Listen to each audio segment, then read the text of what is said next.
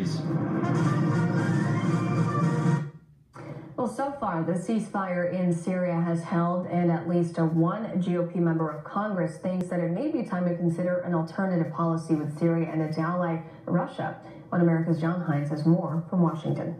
A stable, secure Syria is possible if the United States is willing to rethink its policy towards Russia and its ally Bashar al-Assad, says California Congressman Dana Rohrabacher, a member of the House Foreign Affairs Committee. This ceasefire should be an example of what we can accomplish if we are working in cooperation with Russia.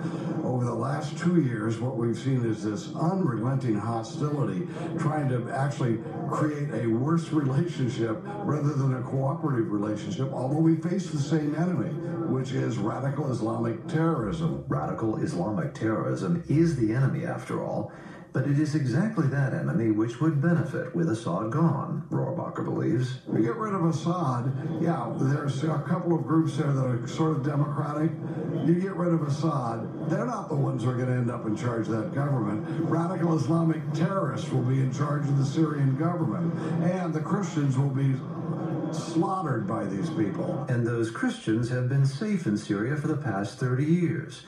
So too has been neighboring Israel, which has maintained a long-standing peace with both Bashar al-Assad and his father, says Rohrabacher, all of which is good reason to think long and hard before further destabilizing the Assad regime, according to the congressman. Assad and the Russians were able, with their bombing, to kill the head of ISIL. This is a great thing for America to have the head of this radical Islamic terrorist organization totally taken out of action. We should be working in cooperation with them when they do that, rather than trying to overthrow the government because it's a dictatorship.